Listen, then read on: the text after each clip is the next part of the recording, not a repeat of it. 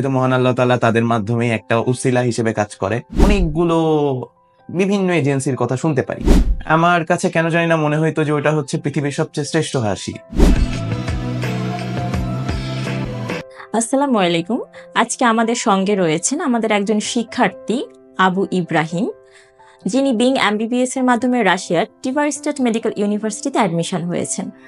আজকে আমরা তার কাছে জানবো এই ভর্তি যাত্রা কেমন ছিল, তার অনুভূতি এবং এই সাক্ষাৎকারের মাধ্যমে অন্য বিশ্ববিদ্যালয়গুলোর মেডিকেল অ্যাসপিরেন্টদের জন্য থাকবে অনুপ্রেরণা। তো চলুন শুরু করা যাক। আচ্ছা আবু ইব্রাহিম, আপনার কাছে আমরা প্রথমে জানতে চাচ্ছি আপনার এমবিবিএস পড়ার যে স্বপ্নটা সেটা ঠিক কবে থেকে আপনার শুরু হয়েছিল, নাকি এটা আপনার ছোটবেলার স্বপ্ন ছিল? ধন্যবাদ আপু কোয়েশ্চেনটা করার জন্য। আসলে এমবিবিএস পড়ার স্বপ্ন মূলত আমার শুরু হয়েছে যখন আমি অষ্টম শ্রেণী বা নবম শ্রেণীতে পড়ি, সেই সময় থেকে। প্রথমে আমি দেখতাম যে ডাক্তাররা আসলে একটা রোগী সুস্থ হলে তাদের মুখেও একটা সুন্দর হাসি কাজ করে। আমার কাছে কেন জানি না মনে হইতো যে ওটা হচ্ছে পৃথিবীর সবচেয়ে শ্রেষ্ঠ হাসি। আর এর মধ্যে হয়তো তারা একটা বিশেষ শান্তি খুঁজে পায়, হয়তো মহান আল্লাহ তাআলা তাদের মাধ্যমে একটা উসিলা হিসেবে কাজ করে। তো তখন থেকেই আর কি মূলত ইচ্ছা যে বড় হয়ে ডাক্তার হওয়ার, এবং ডাক্তার হওয়ার বলতে কি একজন মানবিক ডাক্তার হওয়ার, যে শুধু মানে ধনী দরিদ্র এই প্রিফারটা যেন না করে, বরং সকলের জন্য চিকিৎসা সেবা নিশ্চিত করতে পারে এই জন্য।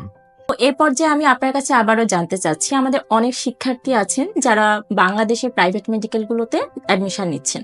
তো আপনার কেন বিদেশে আপনি এমবিবিএস পড়তে চেয়েছেন, এর পেছনে কি কি জিনিস আপনাকে ইন্সপায়ার করেছে? আসলে আপু ধন্যবাদ আপনাকে কোশ্চেনটা করার জন্য। এটা আমি আমার আত্মীয় স্বজন থেকে শুরু করে প্রত্যেকের মুখেই এই প্রশ্নটা পেয়েছি যে কেন তুমি আহ, এই দেশের প্রাইভেট মেডিকেলগুলোতে ভর্তি না হয়ে কেন বাইরে যাচ্ছ। এটার উত্তর আসলে খুব সহজ এবং সরল। সেটা হচ্ছে যে আপনি লক্ষ্য করে দেখবেন যে আমাদের বাংলাদেশের বর্তমান যে মেডিকেল র্যাঙ্কিং, সেটা কিন্তু খুবই নিচের দিকে। বলা যায় যে আমরা যদি চিন্তা করি ঢাকা মেডিকেলের দিকে, সেখানে ঢাকা মেডিকেলের র্যাঙ্কিং হচ্ছে ওয়ার্ল্ডের মধ্যে প্রায় 26,000 বা 25,000 এর মধ্যে। তো চিন্তা করতেই পাচ্ছেন তাহলে শিক্ষার মানটা কেমন হচ্ছে। এবং আমি কেন বাইরে চিন্তা করলাম, স্পেশালি রাশিয়াকে কেন চিন্তা করলাম, সেটা হচ্ছে যে রাশিয়ার যে মেডিকেল র্যাঙ্কিং এবং তাদের যে বিশ্ববিদ্যালয়ের মান, সেটা অনেক উন্নত। এবং আমি মনে করি সেখানে বিভিন্ন বিশ্বের বিভিন্ন জায়গা থেকে যখন ছাত্রছাত্রীরা পড়তে আসে, তাদের সাথে একটা সম্প্রীতিপূর্ণ এবং বন্ধুত্বপূর্ণ সম্পর্ক তৈরি হয়। এছাড়াও পড়াশোনার মানও অনেক ভালো, প্র্যাকটিক্যাল শিক্ষাও আমি অনেক সহজেই পেতে পারছি। তো এই জন্যই আর কি আমার মূলত দেশের চেয়ে বিদেশেকে আমি বেশি প্রিফার করছি। তো পৃথিবীতে তো অনেক দেশই আছে মেডিকেলের জন্য, তো এতগুলো দেশ থাকতে আপনি কেন রাশিয়াটাকেই বেছে নিলেন, এবং ঠিক রাশিয়াতেই কেন আপনি টিভার স্টেট মেডিকেলটা বেছে নিলেন? ধন্যবাদ কোশ্চেনটা করার জন্য। রাশিয়াকে বেছে নেওয়ার প্রথম কারণ হচ্ছে, দেখেন রাশিয়া কিন্তু বিশ্বের মেডিকেল যে বিশ্ববিদ্যালয়গুলো আছে তার মধ্যে একটা টপ র্যাঙ্ক কান্ট্রি। এবং চিন্তা করা যায় যে রাশিয়াতে আমি খুব কম খরচে, দেখা যাচ্ছে প্রাইভেট মেডিকেলের চেয়েও কম খরচে আমি আমার মেডিকেল যেই পড়াটা সেটা শেষ করে ফেলছি। তো আমি সব দিক থেকে বিবেচনা করে চিন্তা করে দেখলাম যে যেহেতু আমি একটা ভালো মেডিকেল পাচ্ছি, টপ র্যাঙ্ক ইউনিভার্সিটি, এবং টিভারের যে গুণগত মান, শিক্ষা ব্যবস্থার মান, এবং AMC passing rate, FMG passing rate, এবং বিশ্বব্যাপী যে স্বীকৃতি, সেটা সবকিছু বিবেচনা করে আমার কাছে মনে হচ্ছে যে রাশিয়া আমার জন্য সবচেয়ে সর্বোত্তম চয়েস হবে। শুনে ভালো লাগলো যে আপনি যেসব কারণে টিভার স্টেট মেডিকেল পছন্দ করেছেন। তো সেক্ষেত্রে আপনি বিং এমবিবিএস এর যে নামটা, সেটা আপনি কোথা থেকে জানতে পেরেছেন, আর সেখানে কি আপনার ভয় বা দ্বিধা কি কাজ করেছিল?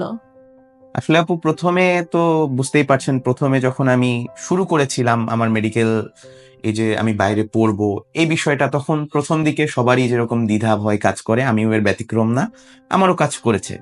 কিন্তু সবচেয়ে বড় চ্যালেঞ্জিং বিষয় যেটা ছিল সেটা হচ্ছে যে একটা ভালো এজেন্সি খুঁজে বের করা। এটার জন্য আসলে আমি তো আমার বাসা যেহেতু কুষ্টিয়া সদরে, আমি যেহেতু ঢাকার স্থানীয় না, সেহেতু ঢাকা আমি ওইভাবে ভালোভাবে চিনিও না। তো আমি এখানে আমার মামুনির বাসায় থাকি। তো আমি প্রথমে যখন আসি ঢাকাতে, তখন আমি অনেকগুলো বিভিন্ন এজেন্সির কথা শুনতে পারি। তো আমাকে তো এখন বিবেচনা করে এবং যাচাই করে দেখতে হবে যে কে আসলে আমার জন্য হেল্পফুল বা আমার জন্য সুবিধাজনক এবং কে না। তো আমি তখন একটা সময় একটু ফেসবুকেও স্ক্রল করি, বন্ধুদের কাছ থেকে পরামর্শ নিয়ে, সহযোগিতা নিয়ে, বড় ভাইদের কাছ থেকে নেয়ার পরে আমি হঠাৎ করে দেখতে পাই বিং এমবিবিএস এর কথা। এরপরে প্রথম আমার কথা হয় হচ্ছে বিং এমবিবিএস এর ইসমাইল ভাইয়ের সাথে। উনি আমাকে অনেক বিষয়ে অনেকভাবে হেল্প করেছে। আমি যত রাতই হোক, যখন বিভিন্ন সময় ওনাকে বিরক্ত করেছি, উনি কখনো বিরক্ত বোধ না করে সবসময় আমাকে চেষ্টা করেছে তার বেস্টটা দিয়ে সাহায্য করার। এবং আমি নিজেও দেখেছি এরা কতটা ফেয়ার এবং কত ট্রুলি কাজ করে। আমি এখান থেকে যাওয়া একজন স্টুডেন্টের সাথেও কথা বলেছি। সব মিলিয়ে আমার বিং এমবিবিএস কে খুবই পছন্দ হয়েছে। এবং আমি যখন প্রথম এখানে আসলাম তখন দেখলাম যে আসলে অন্য আর 5টা এজেন্সির মতো এটা আসলে একটা এজেন্সি না, এটা বরং এরা মূলত অফিসিয়ালি রিপ্রেজেন্টেটিভ করে ডিরেক্ট ইউনিভার্সিটির সাথে। তো এটা হচ্ছে সবচেয়ে বড় সুবিধার ব্যাপার। এর চেয়ে বড় সুবিধা তো আর মনে হয় না আর কোথাও আমি পাবো। তো এই জন্যই আমি বিং এমবিবিএস কে বেছে নিয়েছি। তো ধন্যবাদ ইব্রাহিম আমাদের বিং এমবিবিএস কে ভরসা করার জন্য। আপনাকেও ধন্যবাদ। আপনি তো হচ্ছে টিভার স্টেট মেডিকেল থেকে অফার লেটারটা পেয়েছেন, তো এই পর্যায়ে আপনার অনুভূতিটা কেমন এই অফার লেটার পেয়ে? আসলে আপু অনুভূতি খুবই ভালো। আমি যখন প্রথম জানতে পারলাম যে অফার লেটারটা এসছে এবং মেনলি সফট কপিটা যখন আমাকে পাঠানো হলো, আমার মনে হলো যে আলহামদুলিল্লাহ আমি হয়তো একটা ডাক্তার হওয়ার পথে এক ধাপ এগিয়ে গেলাম। তো এরপরে আমি আমার বাবা মা থেকে শুরু করে আমার যত আত্মীয় স্বজন সবাইকে জানালাম, সবাই অনেক খুশি এবং প্রথমেই আমি মহান সৃষ্টিকর্তা কাছে খুবই কৃতজ্ঞতা যে সে যে আমার এই ব্যবস্থাটা করে দিয়েছে এই জন্য। আচ্ছা, যারা এখনো হচ্ছে সিদ্ধান্ত নিতে পারছে না যে দেশের বাইরে এমবিবিএস পড়বে কিনা, তো তাদের উদ্দেশ্যে আপনার কি ধরনের মেসেজ থাকবে? আমি সবসময় বলবো তাদেরকে যে তারা যেন দেরি না করে যত দ্রুত পারা যায় তারা যেন একটা ভালো, যারা অফিসিয়াল রিপ্রেজেন্টেটিভ আছে এরকম, অর্থাৎ তারা নিজেরা যাচাই করে যেন বুঝে যে না এটা আমার জন্য ভালো হবে, এরকম কারো কাছে যেন সহায়তা নেই। এমন কোনো প্রতারক চক্র বা কারো কাছে যেন সহায়তা না নেই যাতে তাদের ভালোর চেয়ে বরং ক্ষতিই বেশি হয়। এবং আমি সবসময় বলবো তারা যেন বিং এমবিবিএস এর অফিসে আসে, তাদের সাথে কথা বলে, তাদের কাছে কনসালটেন্সি নেয়, তারা অবশ্যই একটা সুন্দর এবং সহজ সমাধান পাবে আশা করছি আমি, ইনশাল্লাহ। অসংখ্য ধন্যবাদ আপনাকে আপনার সময় এবং অভিজ্ঞতা আমাদের সাথে শেয়ার করার জন্য, এবং আমরা আশা করি আপনার এই সাক্ষাৎকারের মাধ্যমে আমাদের অনেক মেডিকেল অ্যাসপিরেন্টস অনুপ্রাণিত হবে, এবং আপনিও যদি বিদেশে এমবিবিএস পড়ার কথা ভেবে থাকেন তাহলে বিং এমবিবিএস এর সাথে যোগাযোগ করতে পারেন।